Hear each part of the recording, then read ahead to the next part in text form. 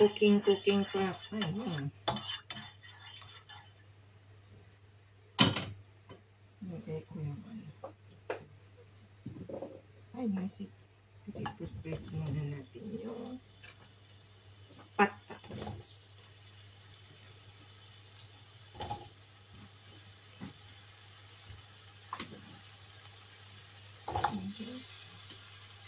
Tingnan natin itong patatas. Mag-experiment po tayo. Gusto ko kasi yung sarili kong version na kung ano yung naiisip ko na lutuin, guys. Kaya gagawa po tayo ng aking kakainin for lunch. At hindi ako kakain ng rice, kaya mayroon itong patatas at saka carrots na konti para yan na lang po ang kakainin natin.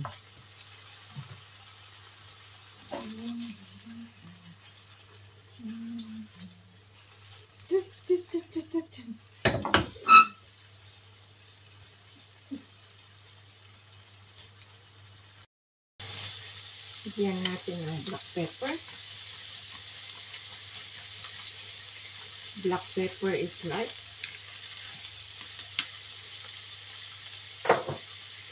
And konting salt.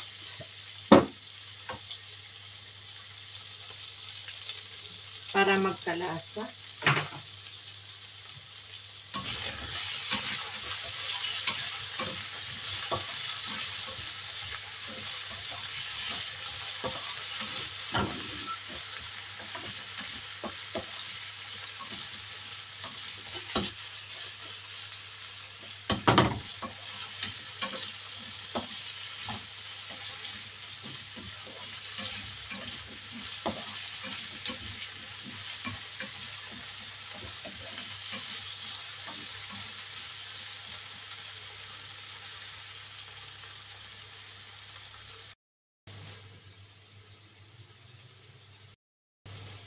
So, ayan guys.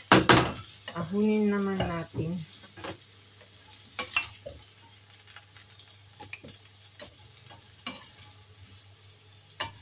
Put aside natin.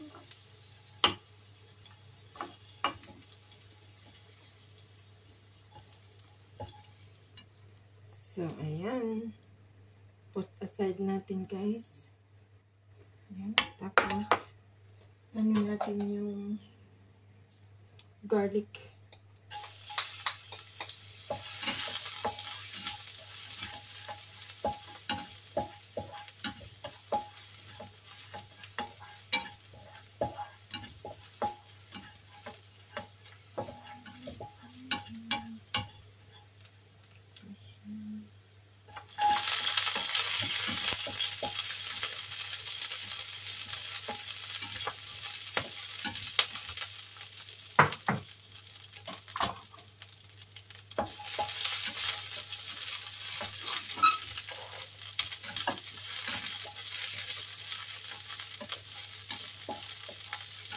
Ito po ay aking sariling version na pagluluto guys kasi gusto ko bang mag-experiment ng sarili kong pagkain. Kung hindi ako tumitingin sa mga basta kung ano yung maisip ko na gawin para maiba naman po yung hindi ako gumagaya sa ibang recipe. So ito po yung yung boneless chicken na i-marinate ko kanina pa ng oyster sauce, little bit soy sauce at saka paminta and konting tomato sauce kasi nga mag-e-experiment ako. So ayan, ilagay na natin.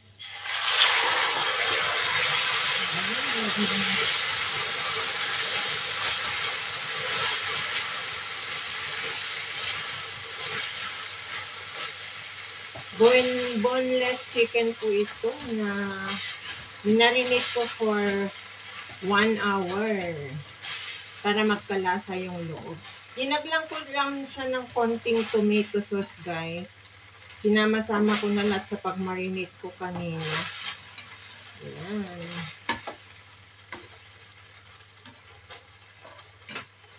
At lulutuin natin yung konti yan tapos lalagay natin yung patatas at saka carrots mamaya. Itong boneless chicken ay madali lang maluto to guys.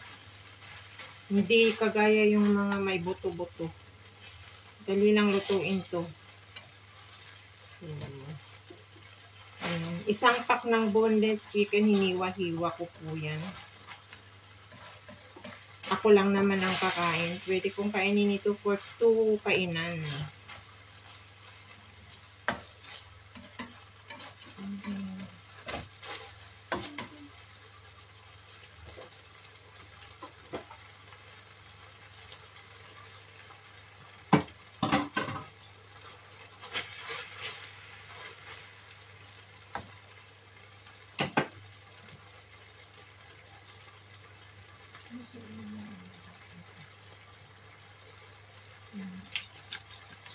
Dagdagan natin ng black pepper kasi masarap yung black pepper. Manghaang-hang.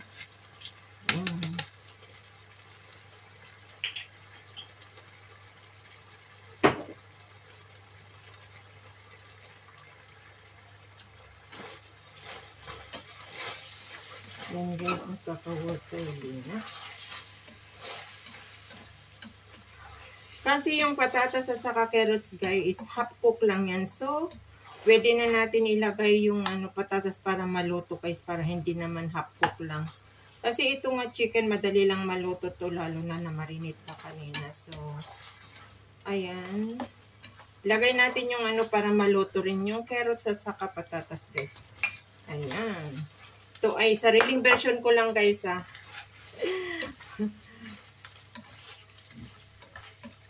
Kasi instead nakakain po kayo ng rice, kakain na lang ng patatas, carrots, saka yung boneless chicken is, rin yan. Mabubusog ka na yan. Kung hindi ka man mabubusog, di kainin mo na lahat. Pero yung mga sanay na hindi masyado kumakain ng rice, mabubusog po to. Tapos, uminom ka lang ng maraming tubig after eating para mabusog ka na. So, ayan guys. Pakuluan natin ng konti, lutuin natin ng konti.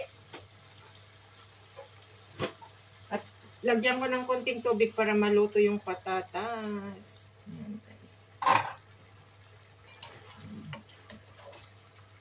Hindi ko alam kung nakikita nyo guys kasi wala ngang malayo na patungan nung sa cellphone. Kaya ang hirap i-adjust. Pasensya na kayo.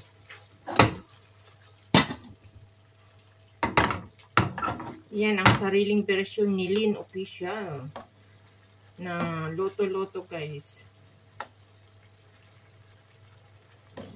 Itong chicken nag-offer kasi, kaya nung nag-market ako nung Sunday, ay kinuha ko kasi offer lang. Supposed to be ito po. Yung boneless chicken sa part ng legs. Ano yan mahal yan for something po yung isang pack. Pero nung binili ko ito ay nag-offer nga sila 2 something lang. So kinuha ko. So, kamenos tayo.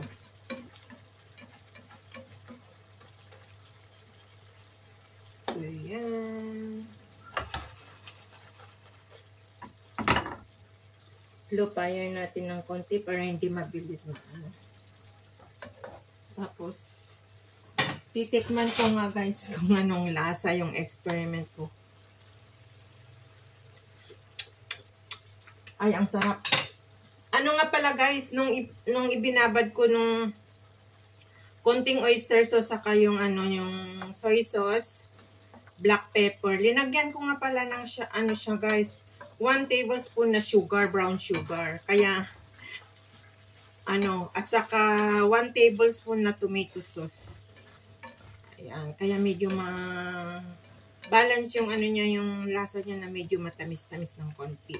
Hindi yun yung ko experiment ko for today sa aking pagkain. Ayan, para-paraan lang guys.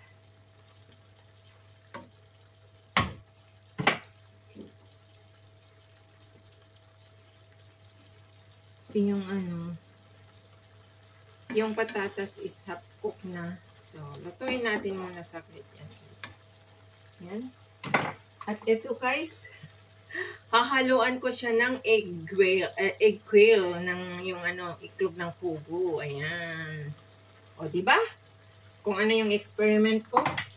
Tapos, halo natin yung tinira ko na onions. Ayan. O, di ba? Naka-experiment ako.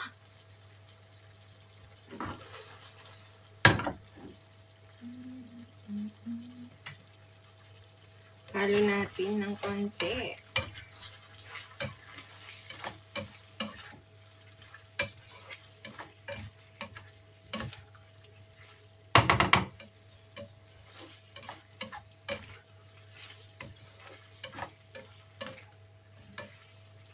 Ganun lang, guys. Kasimple yung experiment ko for today. Na ulam. Tatakpan ko, guys, para maluto yung patatas sa kakit. Nag-half cook na. Ayun na ano na yung patatas. Tatakpan ko muna, guys. Yung lasa niya tama po. Hindi ko nadadagdagan kasi ganito lang nakakainin ko, walang rice. Ayaw ko na alatan. Tamang-tama na po yung lasa niya. Kanina yung minarinate ko nga nandun na yung mga lasa. Minarinate ko yung chicken. So, takpan muna natin, guys. Balikan ko kayo. So, ayan, guys. Malapit nang maluto.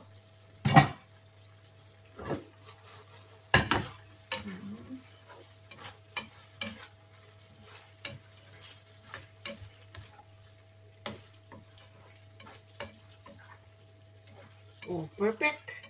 Ang sarap ng lasa niya, guys.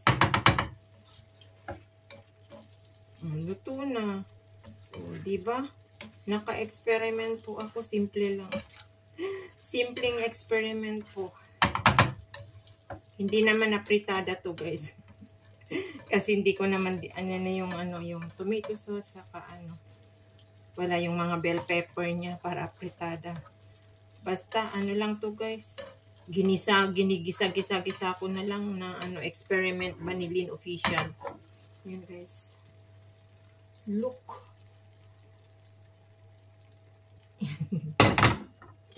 Kung mataob, wala nang ulamin. Yan. Pinahinaan ko kanina yung apoy. Ayan. Linagyan ko ng red onion na pinang toppings ko kanina. So, ayan.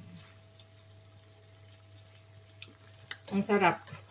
Hindi siya maalat. Tamang-tama lang. Tapos, yung niya, yung combination niya na kunting matamis-tamis lang. Kunti. Kasi nga, linagyan ko ng brown sugar. Na kunti lang. Wala pa yatang 1 tablespoon yun. Yan. So, ayan.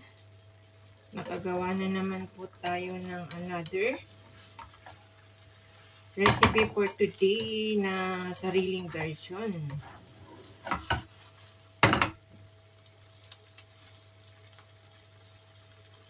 So, ayan, luto na, guys. At patayin ko na yung apoy para makakain na kasi kain na para makapag-live ako.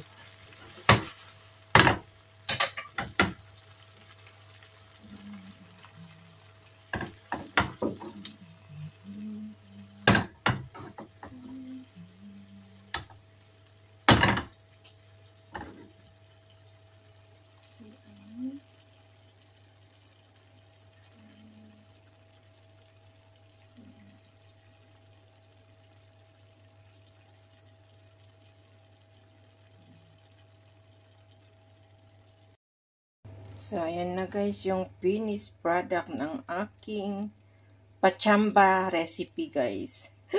Version ni Lynn Official. Hope you enjoy again, guys, sa pagsama niyo sa akin sa pagluluto ng aking simple ulam for today. Kasi ang pagkain for today na walang rice with no rice. Ito lang ang kakainin ko. So, ayan, guys, maraming salamat sa pagsama niyo na naman sa aking simple raw vlog na naman na naluto ko for today. big shout out na lang po sa lahat sa mga pumapasok sa aking munting channel. Sa mga nakasuporta guys, shout out na lang po sa inyong lahat. Yan, shout out kay Sis Marites Pancito, Ate Estela, sa aking sa aking pinakamamahal na pamilya sa Abra, ang aking anak, lahat-lahat na po kayo dyan. Ayan, shout out Get Wilson sa papa ng aking anak. Ayan, and shout out kay Sis Marites Kawamora. Ayan, sa aking mga member guys, shout out po sa lahat. Ingat and God bless po sa atin lahat. I love you all. So, ayan guys.